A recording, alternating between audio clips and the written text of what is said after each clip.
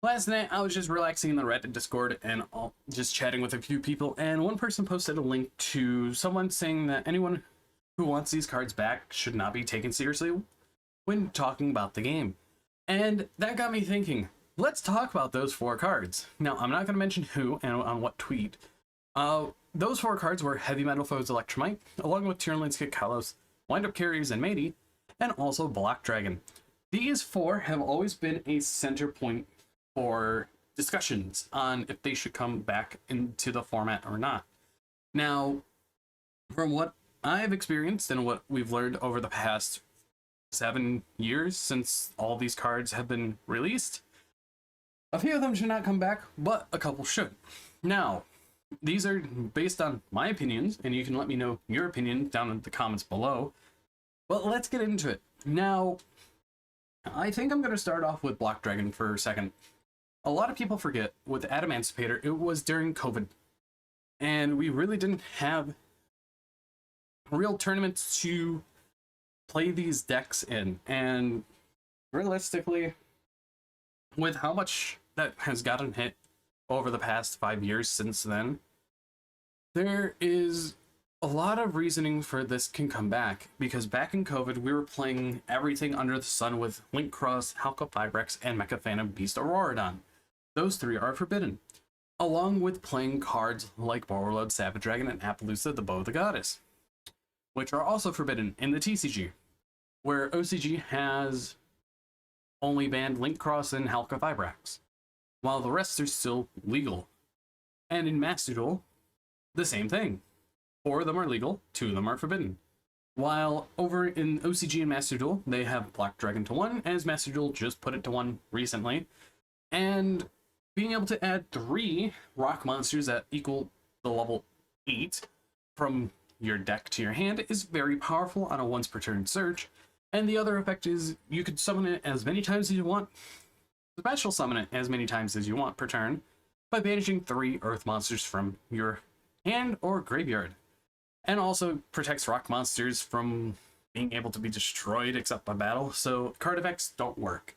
Now, Black Dragon, I have more of attachment to, because back in 2018, when Goki Extra Link was the thing, I was playing a version with Brilliant Fusion and Black Dragon. And it would allow me to search out Gigantus along with Fossil Dana, so I can have a U-Link and have a Fossil Dana on the board, so my opponent couldn't really do much. And it got to the point where I'm like, okay, yeah, a lot of these Link monsters are going to get banned, Black Dragon's not going to be banned, and then Emancipator came around, I'm like, oh yeah, you're going to get banned. So, in the span of 2 years times of me playing Black Dragon, definitely should have been banned at that point. But now, if we look at it today, without Barone, Appaloosa, Warlord Savage, and a lot of other powerful electric monsters, I feel like that Black Dragon can come back. Even Union Carrier used a way for Black Dragon, because it just says that this card is sent from the field to the graveyard. And I think Konami learned about using that wording to make it where, oh, if it's sent from the main monster zone to the graveyard, or from the monster zone to the graveyard. They've learned from Union Carrier, and I definitely think that on a start of the topic, Black Dragon could definitely come back. Now, I'm just going to go down the line, and let's go on to Wind-Up Carriers and Matey. In Master Duel and OCG, they have this at 3 because Wind-Up Hunter is forbidden. I feel like the TCG could do that. Make it where Zen Matey could come back to 3, and they could just easily just ban Wind-Up Hunter. Everyone has said that. A lot of people have even mentioned it. And realistically, I agree, because why keep a hand loop card legal in the format when we could actually have utility cards? Because there was a lot of times I wanted to play Wind-Up, and Carrier was banned, especially back in 2018, when they just got their new support, being the new Link monster that actually helped boost the deck. And it's kind of sad, because without Zenmaity, you don't have the heart and soul of the deck, and this is still the longest Exceed monster that's been on the Forbidden Limited list. I think it was the first Exceed monster to be on the Forbidden Limited list. So realistically, I definitely think that Konami in the TCG should do the swap and put this back to 3 while banning Hunter, or at least ban Hunter and put this to 1 to test the waters. and we'll have to see on that, especially nowadays with so many hand traps from what there was 12 years ago. The likelihood that the deck is going to get stopped is quite high, especially when people are on 12 up to 15, maybe 18 hand traps nowadays. So sometimes decks like this, they are just going to sink. No pun intended. And speaking about sinking, let's talk about Tearlament. Tearlament's Kitkalos. This card is a card, in my opinion, that should stay banned because of how much it can do. Being able to take a Tearlament card from the deck and either add it to the hand or send it to the graveyard is really good on Fusion Summon, because it allows you to send any of your Millers, any of your spells of traps, or even your Rhino Heart to the grave. And this allows you to either summon out the Rhino Heart, Fusion Summon into a Ruclos, or even get advantage off your spells and traps. Now, along with that, you can target a monster you control. Most likely you're going to be targeting itself to special summon a Tearlament monster from your hand or graveyard and destroy that target. So most of the time I remember with Tearlament being able to use that effect, targeting itself, summoning out Merly, and then popping this card so I can get the additional 5 mils on top of the 3 mils off the Merly. And because whenever, or if this card is sent to the graveyard by a card effect, you just send the top 5 cards of the deck to the grave, which is going to be 99% of the time off of her effect, or even off of a Perlino if it gets negated, because there are ways that you could just play around Imperm in the deck, which is very crazy. But overall, I definitely think with how powerful Kitkalos is, it reminds me so much about the Shizu Millers, the Kelbeck and Agito. And I definitely think that Kitkalos should stay banned because of how much power it has. Maybe like 10 years down the line it can come off the list, or maybe 5 years, because we've seen cards last 5-6 years on the Forbidden Limited list and just get peeled off because of how much power they have. And realistically, Tearlament is just one of these powerful decks from the Power of the Element era that some of their cards definitely will be on the Forbidden Limited list forever. Especially if you look at things like Sprite Elf, that's probably going to be on the Forbidden Limited list forever because of how much utility it holds. And it made them limit their level 2 card design up until now. And now finally, let's get into the 4th card on that list, being Heavy Metalfoes Electromite. I love how TCG did it. They said, we don't want Pendulum Piles, so they killed it.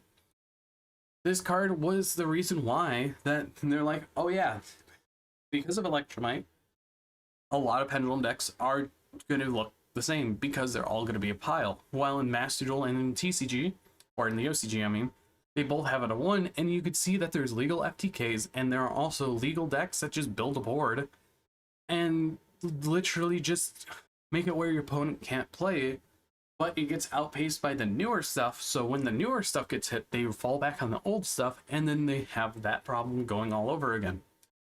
I just like how the philosophy of the TCG is, we just ban the card because everything just looked the same in every single Pendulum Pile deck.